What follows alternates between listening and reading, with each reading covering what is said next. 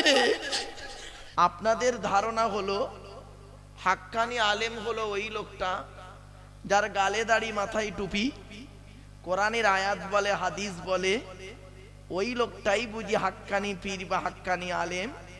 না, ও চিটিং বাজিরে। নবীজি বলছেন, শুনে নিন, আল্লাহু আজওয়াদু জুদান ওয়ানা আজওয়াদু বানি আদম ওয়াজাদুহুম বাদি রাজুলুন আলিমা ইলমান ফানাশরাহু ইয়াতি ইয়াউমাল কিয়ামাতি আমিরান ওয়াহিদা ক্বালাতিল আ'রাবু আমান্না কুল্লাম তু'মিনু ওয়ালাকিন কুলু আসলামনা ওয়ালাম্মা ইয়াদখুলিল ঈমানু ফি কুলুবিকুম। 26 নম্বর পারার 16 নম্বর পৃষ্ঠার 8 নম্বর লাইন, সূরার নাম সূরা হুজুরাত। কিছু লোক এসে নবীকে বললেন, আমরা 100% আল্লাহকে বিশ্বাস করি। আল্লাহ বললেন, নবী আপনি বলে দিন। আল্লাহ বললেন, নবী আপনি বলে দিন, কুল্লাম তুমিনু, তোমরা কেউ আল্লাহকে বিশ্বাস করো না, ওয়ালাকিন কুলু আসলামনা, বরং তোমরা বলো আমরা ইসলাম এনেছি। ওয়ালাম্মা ইয়াদখুলিল ঈমানু ফি কুলুবিকুম, এখনো পর্যন্ত তোমাদের অন্তরে ঈমানটাই প্রবেশ করেনি। তখন ওরা চুপ মেরে গেলেন। নবীজি বললেন, আল্লাহ, ওরা তো মুখে বলছে আমরা আল্লাহকে বিশ্বাস করি 100 ভাগ। আল্লাহ বলছেন, নবী দেখবেন দেখবেন একটা পরীক্ষা করে টেস্ট করে দেবো আপনাকে। নবীজি বললেন, দেখান, আমি দেখব। ব্যাস, কোরআনের আয়াত, ফাইদা রাকিবু ফিল ফুলকি দা'আবুল্লাহা মুখলিসিনা লাহুদ্দিন ফালাম্মা নাজ্জাহুম ইলাল বাররি ইযা হুম ইউশরিকুন। ও মিল্কির বাবুরা, আপনারা বলেছে আমরা আল্লাহকে 100% বিশ্বাস করি, আর কোরআন কি বলছে দেখুন, 21 নম্বর পারা 3 নম্বর পৃষ্ঠা 3 নম্বর লাইন, সূরার নাম সূরা আনকাবুত। আল্লাহ বলছেন, ওরা যখন নৌকায় করে নদী পার হতে যায়, ওরা যখন নৌকায় করে নদী পার হতে যায়, নদীর মাঝখানে যখন নৌকোটা একবার টলমল করে, ওরা তখন প্রত্যেকেই মরণের ভয়ে আল্লাহ আল্লাহ বলে চিৎকার করে। ঠিক না বেটি? আল্লাহ বলে, আমার নাম রহমান, আমার নাম রহিম, ওদের কান্না সহ্য করতে পারি না।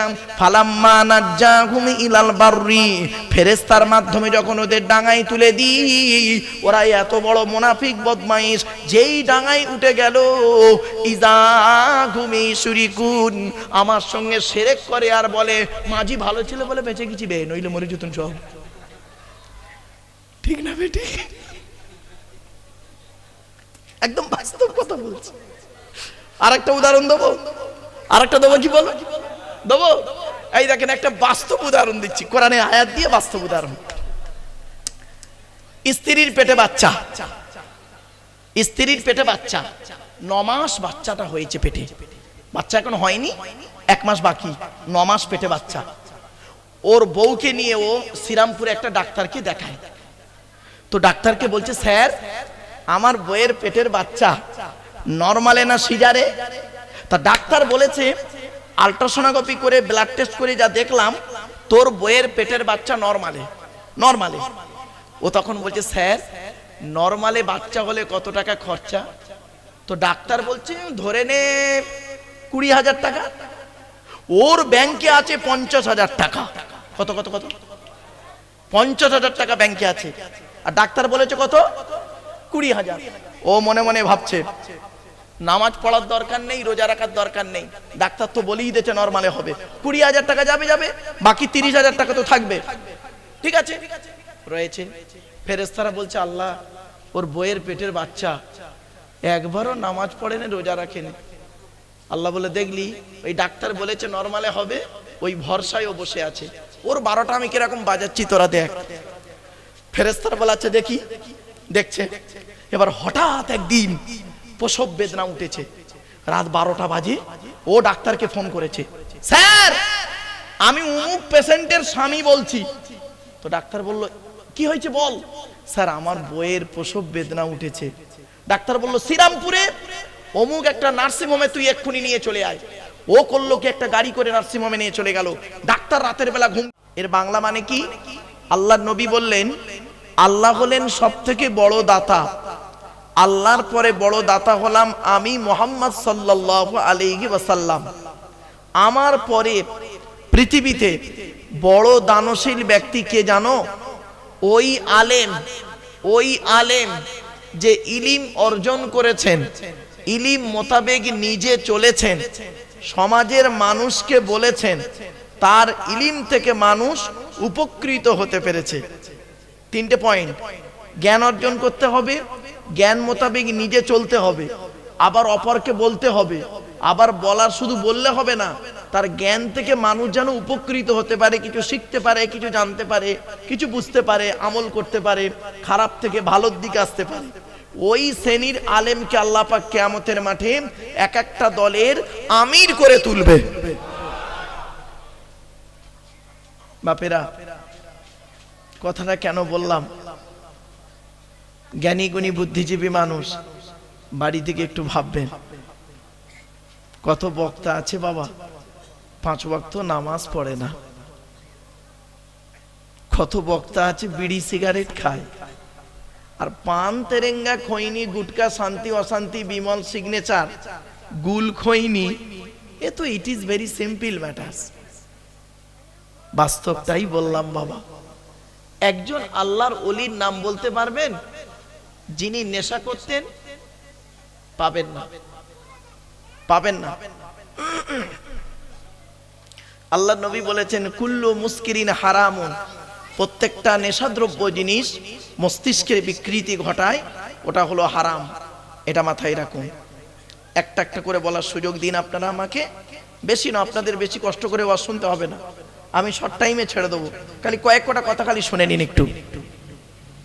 2 নাম্বার হলো জলসা যখন দেবেন 3টে জিনিস ঠিক রাখবেন। 1 নাম্বার বক্তা, 2 নাম্বার কমিটি। জলসা কমিটি যেসে হতে পারে না বাবা, জলসা কমিটি হতে গেলে কমসে কম তার 3টে গুণ থাকা দরকার। কটা কটা কটা বলুন? 3টে গুণ। কি কি? 1 নাম্বার সৎ হতে হবে। কি বললাম? আচ্ছা, সৎ কোন লোকটাকে বলে? কোন লোকটাকে সৎ বলে বলুন? ওই গালে দাড়ি, মাথায় টুপি আর 5 ওয়াক্ত নামাজ পড়ে, মাঝে মাঝে ওমরা করে, ওই লোকটা সৎ না। আল্লাহর নবী বলছেন সৎকে। শুনে নিন, আল্লাহর নবী একদিন সাহাবীদের বলছেন, তোমরা আমাকে 2টো জিনিসের গ্যারান্টি দেবে, 2টো জিনিসের গ্যারান্টি দাও। সাহাবীদের মধ্যে একজন পেছন থেকে বলছে, ইয়া রাসূলুল্লাহ, আমরা যদি 2টো জিনিসের গ্যারান্টি দিই, আপনি আমাদের কিছুর গ্যারান্টি দেবেন? নবীজি বললেন, হ্যাঁ, তোমরা যদি আমাকে 2টো জিনিসের গ্যারান্টি দাও, আমি তোমাদের জান্নাতের গ্যারান্টি দিয়ে দেবো। সাহাবীরা বললেন, বলুন। এই বাচ্চাগুলোকে সরান তো।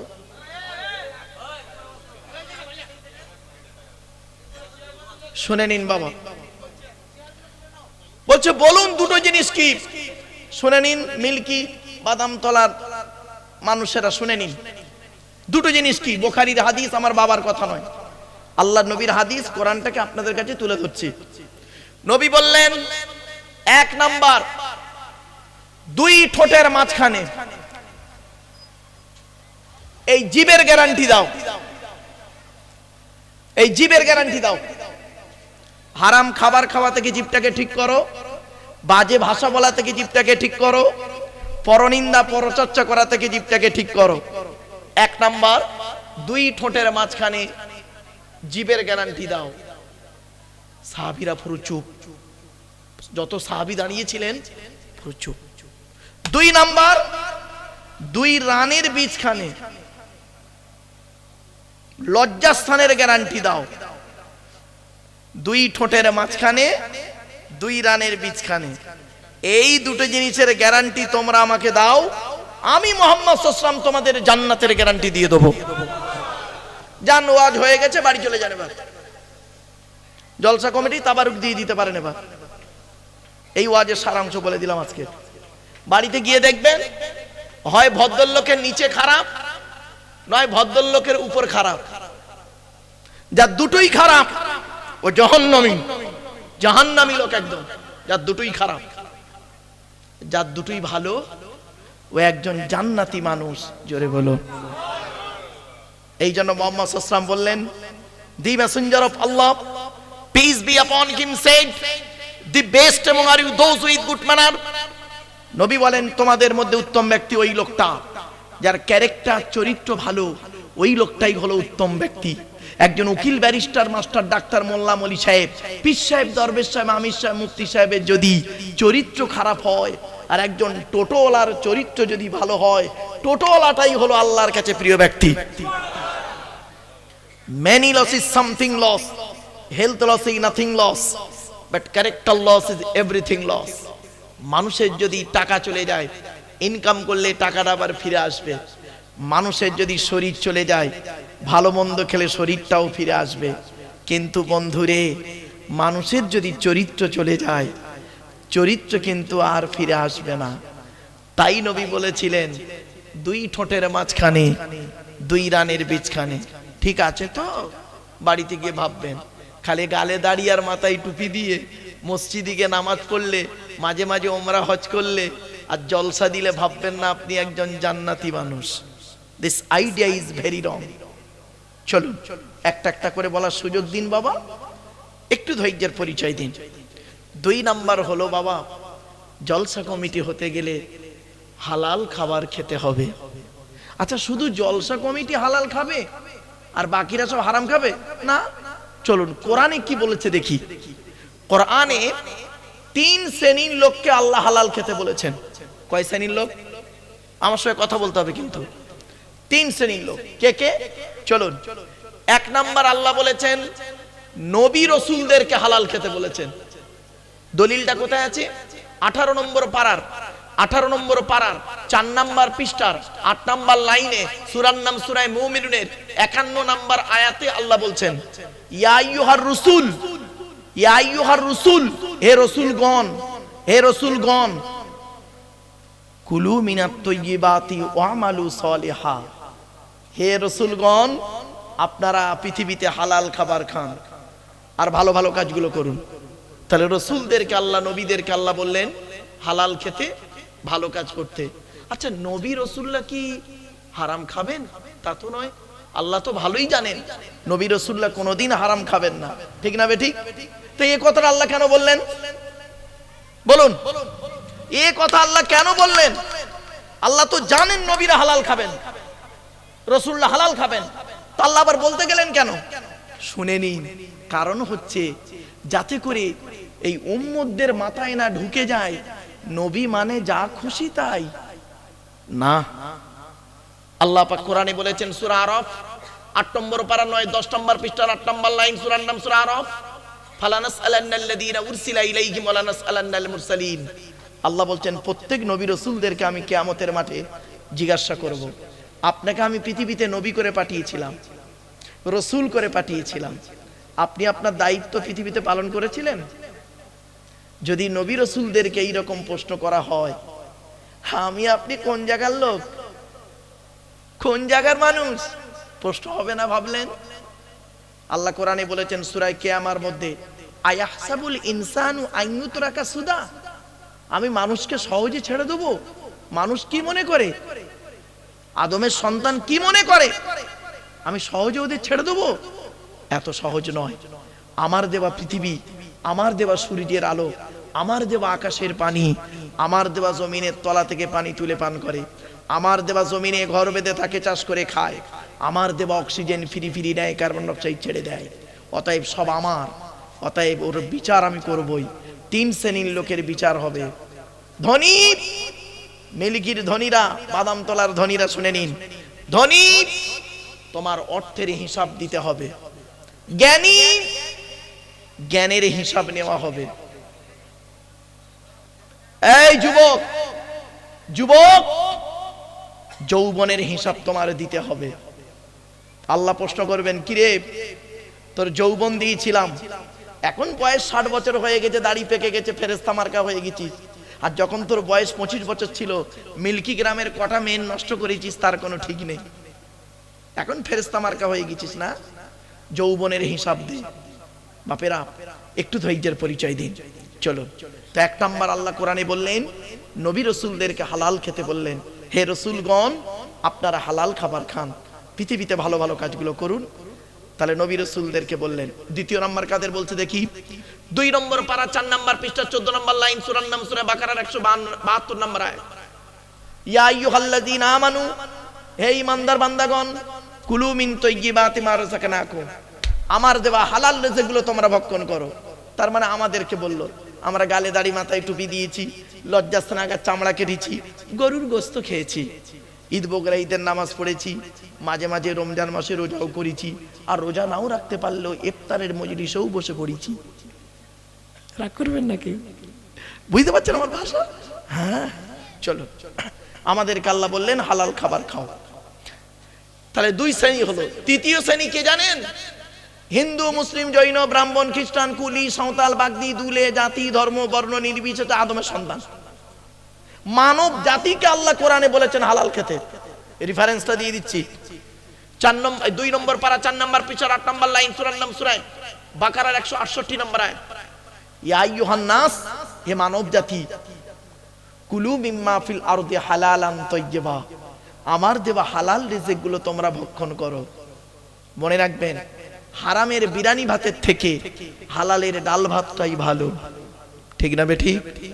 এজন্য আমি আপনাদেরকে করজোড়ে নিবেদন করে যাচ্ছি, পৃথিবীতে হালাল খাবার খান, হালাল খাবার খান।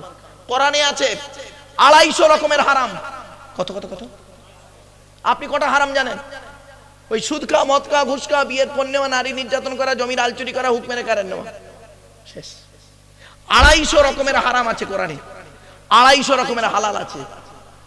আমার বাপেরা একটু ধৈর্যের পরিচয় দিন। এবার আসছি, জলসা কমিটি হতে গেলে বাবা 5 ওয়াক্ত নামাজি হতে হবে। কোরআনে আছে 82 জায়গায় বিভিন্ন অ্যাঙ্গেলে 82 জায়গায় আছে নামাজের কথা। কত জায়গায়? কত জায়গায়? 82 জায়গায় নামাজের কথা। আর ওই কোরআনে আছে 92 জায়গায় আছে লেখাপড়ার কথা। তো কোন সংখ্যাটা বেশি, 82 না 92? তা লেখাপড়ায় পিছিয়ে কেন? মুসলমান, তোমরা এখনো পিছিয়ে আছো। রাগ করবেন না। এই মিল্কি গ্রামে দেখবেন, অনেক বাড়িতে গিয়ে দেখবেন সব পাকা ভর্ত আমি দেখতে পাচ্ছি। অনেক বাড়িতে গিয়ে দেখবেন সানসেটগুলোতে অনেক ব্যক্তি আছে কেতাব কিনে রেখেছে, ছেলে আমার মাস্টার, ডাক্তার, ইঞ্জিনিয়ার, প্রফেসর হবে। আর অনেক মুসলমানের বাড়িতে গিয়ে দেখবেন সানসেটগুলোতে বিশাল বড় বড় তরকারির হাঁড়ি আছে, মাল বগরাই দিয়ে বেরোবে। মনে রাখুন, ছেলেকে ধনী না বানিয়ে জ্ঞানী বানিয়ে যান, ধনী না বানিয়ে জ্ঞানী বানিয়ে যান। ছেলেদেরকে যেমন মাধ্যমিক, উচ্চ মাধ্যমিক, বিএ পাস, এমএ পাস, আলেম, হাফেজ, মাস্টার, ডাক্তার, ইঞ্জিনিয়ার, প্রফেসর করাচ্ছেন, সাথে সাথে মেয়েদেরকেও মাধ্যমিক, উচ্চ মাধ্যমিক, BA pass, MA pass, আলেমা, হাফেজা, master, doctor, engineer, professor করাবেন। কারণ কি জানেন? ইংরেজিতে একটা কথা আছে, 1 mother's is equal to 100 teachers. একটা মা হলো 100 জন শিক্ষকের সমতুল্য। একজন পুরুষ যদি শিক্ষিত হয়, সে কেবল নিজেই শিক্ষিত হয়। একজন নারী যদি শিক্ষিত হয়, গোটা পরিবারটা শিক্ষিত হয়। ঠিক না বেঠিক? এজন্য আমি আপনাদের করজোড়ে বলে যাচ্ছি, শিক্ষার দিকে গুরুত্ব দিন। রাগ করবেন না কেউ। আমি আপনাদেরকে এখন একটা টেস্ট পরীক্ষা নেব, রাগ করবেন না। এখন নেব না, স্কুলে এখন টেস্ট পরীক্ষা চলছে, আর আমি এই প্যান্ডেলের মধ্যে একটা টেস্ট পরীক্ষা নেব, আর লাস্টে বলে দেবো ফেল করেছেন না পাস করেছেন। চিন্তার কোনো কারণ নেই, একটু ধৈর্যের পরিচয় দিন। কখন নেব? নেওয়ার পরেই বলবো, ব্যাস হয়ে গেছে, তখনই বলে দেবো। একটু ধৈর্যের পরিচয় দিন। জ্ঞানী গুণী বুদ্ধিজীবী মানুষ, একটু ধীর স্থির ভাবে অ্যাটেনশন নিয়ে কথাটা একটু শুনুন। এবার আসছি, জলসা কমিটি হলো, বক্তা হলো, এখন আর একটা কমিটি বাকি আছে, কে জানেন? মসজিদ কমিটি। মসজিদ কমিটি যাকে তাকে করবেন না, গোনা হবে। আজ বলে যাচ্ছি আপনাদের, যাকে তাকে মসজিদ কমিটি করবেন না, গোনা হবে, বলে দিচ্ছি। চলুন আমি একটু বলে যাচ্ছি কোরআন থেকে, ছোট্ট একটা উদাহরণ দিচ্ছি আপনাদেরকে। একটা মসজিদে গিয়ে আমি নামাজ পড়লাম, ওজিফাও করলাম। তো মসজিদটা ভালো লাগলো, বসেছিলাম, একটু কোরআন পড়ছিলাম বসে বসে। তো আমি, আমার সঙ্গী ডাক্তার মাওলানা কামাল হাসান এসছেন, আমার বন্ধু, বাল্য বন্ধু, ও আর আমি একটু কোরআন পড়ছিলাম, আর মসজিদটা বসে একটু ওজিফা করছিলাম নামাজ পড়ে। তো যাই হোক, ওই মসজিদে, জাস্ট ফর এক্সাম্পল, আপনাদের এই মসজিদে জুম্মার দিনে একজন যুবক ছেলে সাদা পায়জামা পাঞ্জাবি সাদা টুপি পরে জুম্মার নামাজ পড়তে মসজিদে উঠেছে, প্রচুর পরিমাণ বাংলা মদ খেয়ে। কি খেয়ে? আরে ভাই বলুন না, বাংলা মদ খেয়ে ছেলেটা মসজিদে উঠেছে নামাজ পড়তে, অজু করেছে আবার মদ খেয়েছে। আপনারা সর্বপ্রথম তাকে কি করবেন? বলুন বলুন বলুন না, কিছু একটা বলুন না। বের করে দেবেন? ছেলেটি বের হতে না চাইলে জোর জবরদস্তি করে মেরে বের করে দেবেন। ছেলেটির অপরাধ মদ হারাম খাবার, মসজিদ পবিত্র স্থান, হারাম খাবার খেয়ে পবিত্র স্থানে উঠেছে, তাই তাকে বের করে দিলেন। বের হতে চাইলো না, মেরে বের করে দিলেন। কত ভালো মানুষ আপনারা, রাগ করবেন না। মিল্কির মানুষ তো অনেক উন্নত, রাগ করবেন না। এ মুসলমান, মদখোরকে মসজিদ থেকে মেরে বের করে দিলে আর সুদখোরকে মসজিদের সেক্রেটারি বানিয়ে দিলে। মদখোরকে মসজিদ থেকে মেরে বের করে দিলে আর জেনাখোরটাকে মসজিদের সভাপতি বানিয়ে দিলে।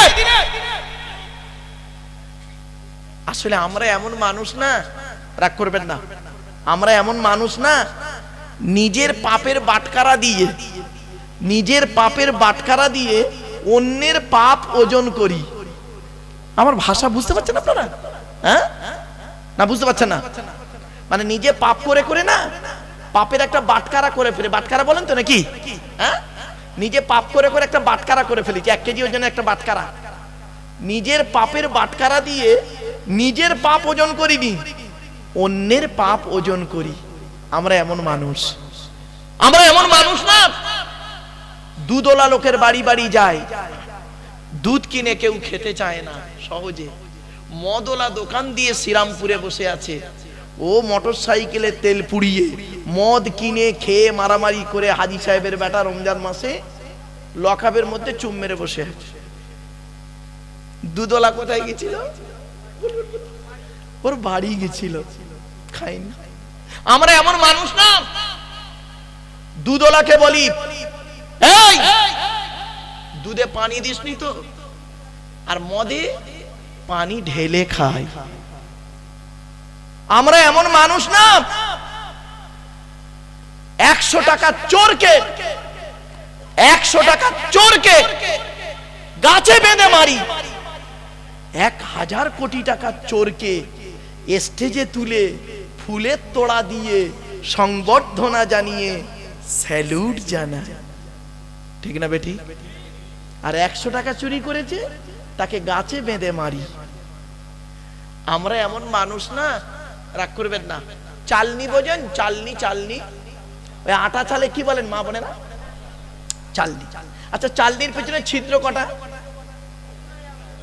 অগণিত ছিদ্র। আর সূচের পিছনে ছিদ্র কটা? একটা। তো চালনি একদিন সূচকে বলছে, কে বলছে বাবা? চালনি। কাকে বলছে? সূচকে বলছে। চালনি সূচকে বলছে, এই তোর পিছনে ছিদ্র কেন বে? তা সূচ কি উত্তর দেবে? আপনারাই বলেন। চালনি সূচকে বলছে, তোর পিছনে ছিদ্র কেন? তা সূচ কি উত্তর দেবে? আমার তো একটা, তোর দিকে তাকা 1000টা। আমার বাপেরা শুনে নিন, ছোট্ট একটা উদাহরণ দিচ্ছি আপনাদেরকে। MA সেকেন্ড ইয়ারের ছেলে মেয়েদেরকে পড়াতে পড়াতে একটা প্রশ্ন করেছিলাম সেদিন, বলতো পৃথিবীর সব থেকে কঠিন কাজ কি? তখন ছেলে মেয়ে তো সব অ্যাডাল্ট, MA মানে বুঝতে পারছেন, মাস্টার ডিগ্রি ছেলে মেয়ে। তা বলছে, স্যার এ তো বলা মুশকিল, পৃথিবীর সব থেকে কঠিন কাজ কি? তাই বললাম, শোন, পৃথিবীর সব থেকে কঠিন কাজ হলো কি জানেন? আত্মসমালোচনা করা, নিজেকে নিয়ে সমালোচনা করা। এটা খুব কঠিন কাজ। চোখটা বন্ধ করে নিজের অন্তরের দিকে খেয়াল করে বলুন তো, আমি কি মানুষ? আচ্ছা, আমি কি একটা আদর্শবান স্বামী? আমি কি একটা আদর্শবান পিতা? আমি কি একজন আদর্শবান ছেলে? আমি কি একজন আদর্শবান ভাই? আমি কি আদর্শবান চাচা? আমি কি আদর্শবান মামা? আমি কি আদর্শবান বোনাই, দুলা ভাই, আদর্শবান দাদু, আদর্শবান নানা?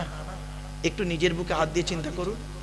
পৃথিবীর সব থেকে কঠিন কাজ হলো আত্মসমালোচনা করা, নিজেকে নিয়ে সমালোচনা করা, এটা করলে নেকি হয়, নেকি হয়।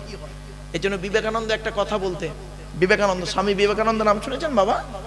বিবেকানন্দ একটা কথা বলতেন, লোকে কি হয়েছে, কি দেখেছে, কি শিখেছে এটা বড় কথা নয়, তুমি নিজে কি হয়েছো, কি দেখেছো, কি শিখেছো, এটাই মূল ম্যাটার।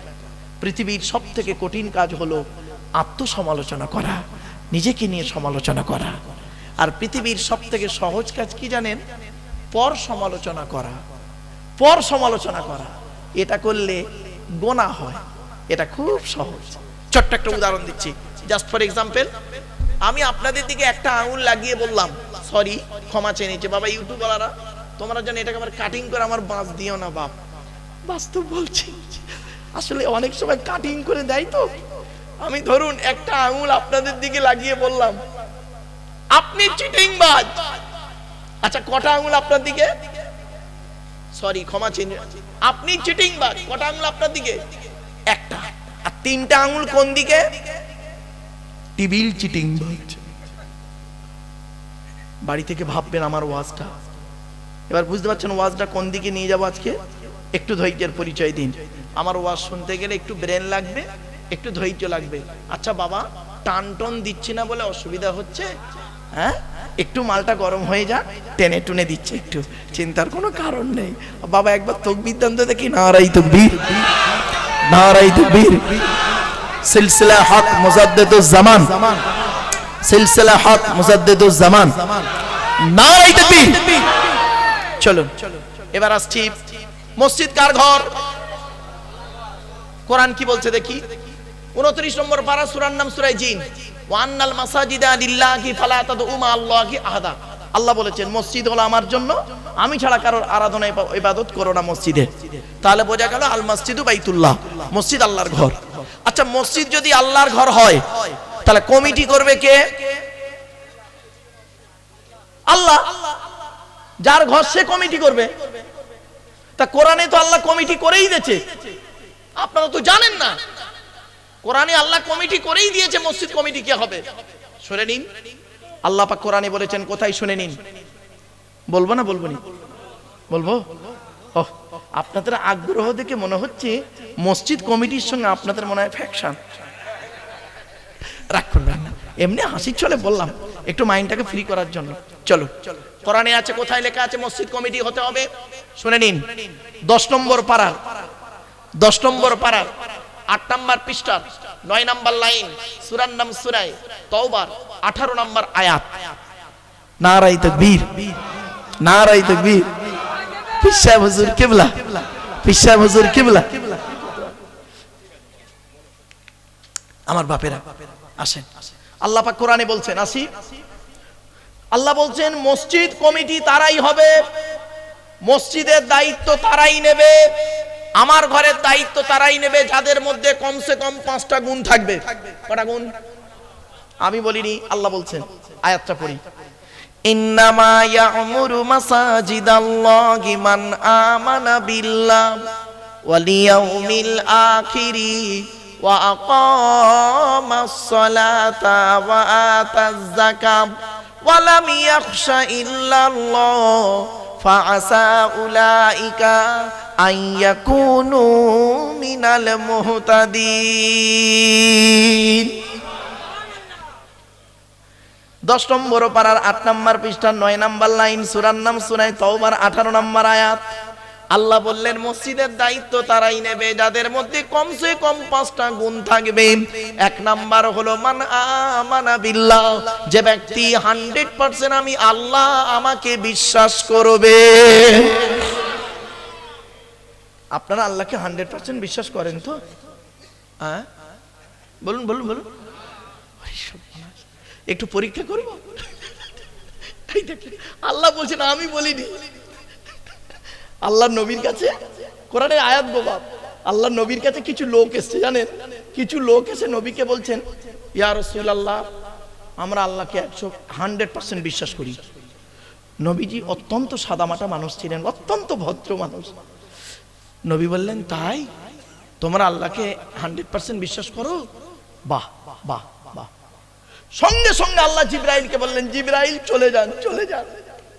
আমার নবী অত্যন্ত ভালো মানুষ তো, একদম অত্যন্ত ভালো মানুষ।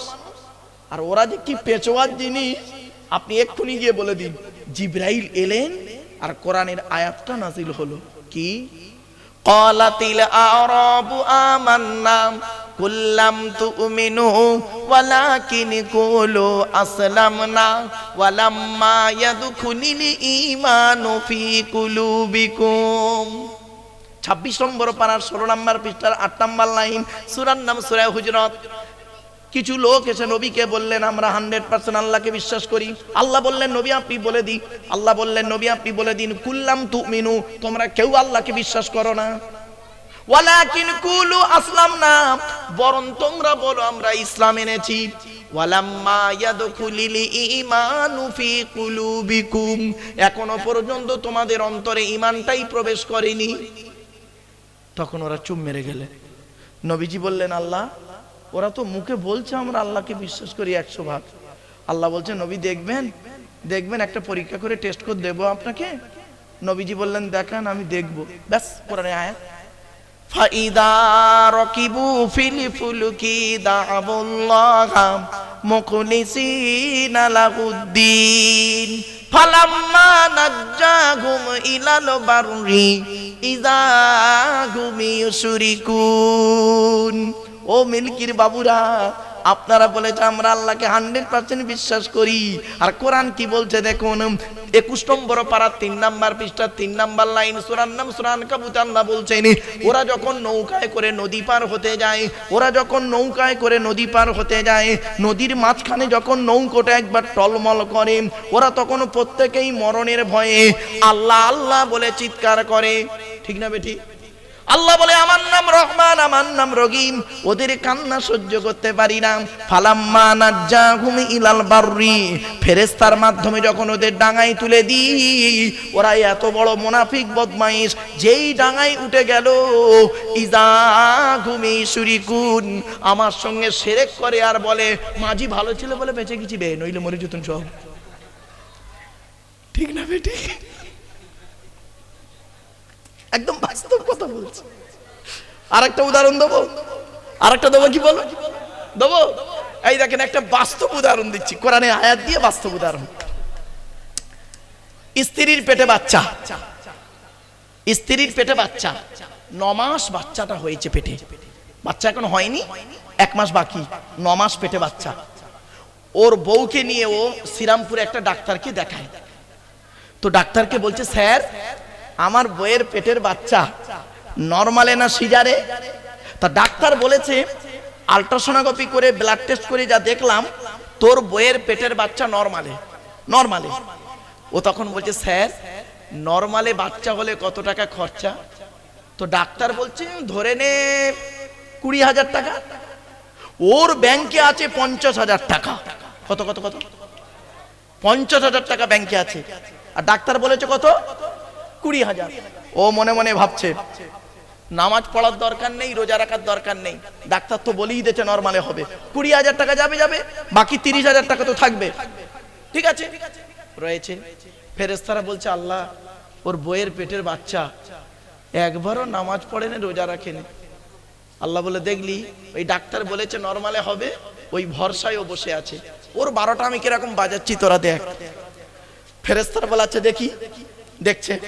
এবার হঠাৎ একদিন প্রসব বেদনা উঠেছে, রাত 12টা বাজে, ও ডাক্তারকে ফোন করেছে, স্যার আমি অমুক পেশেন্টের স্বামী বলছি।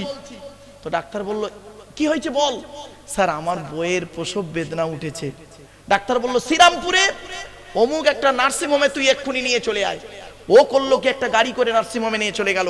ডাক্তার রাতের বেলা ঘুম থেকে এসে সোজা করলো কি, ওর বউকে নিয়ে ওটির ভিতরে চলে গেল। ওটি মিন্স অপারেশন থিয়েটার, ঢুকে গেল। আচ্ছা বলুন, ওটির সামনে দেখবেন একটা লাল বাতি জ্বলে, জানেন কি? লাল বাতি জ্বলে, আর সামনে একটা চেয়ার ফেলা থাকে, বাড়ির লোক ওখানে বসে থাকে কোনো খবর নেওয়ার জন্য। ওর বউকে নিয়ে ডাক্তার ঢুকে গেছে কোথায়? ওটির ভিতরে। ও বাইরে বসে কি করে বলুন? ঠিক আমার দিকে তাকান, ও বাইরে বসে টেনশন খালি এরকম করবে, দেখুন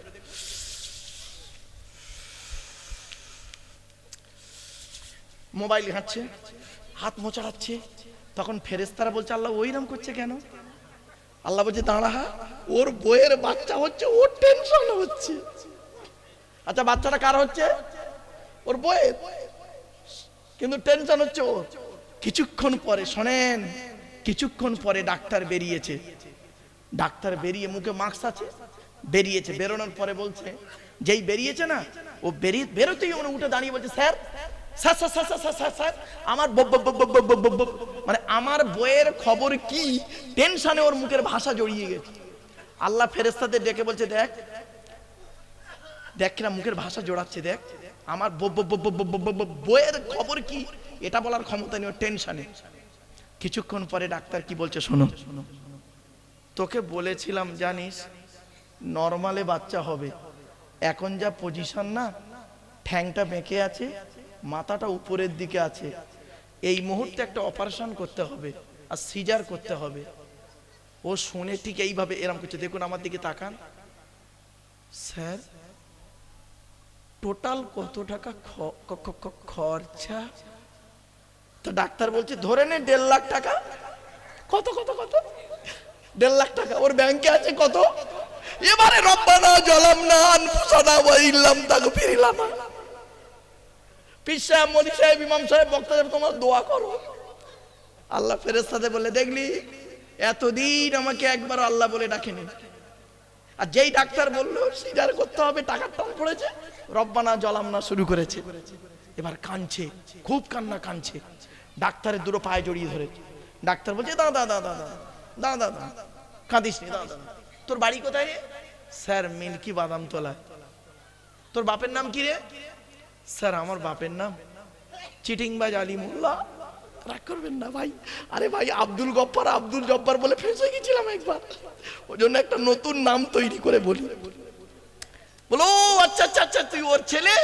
আরে তোর বাপ আর আমি মিল্কি প্রাইমারি স্কুলে একসঙ্গে পড়তাম রে।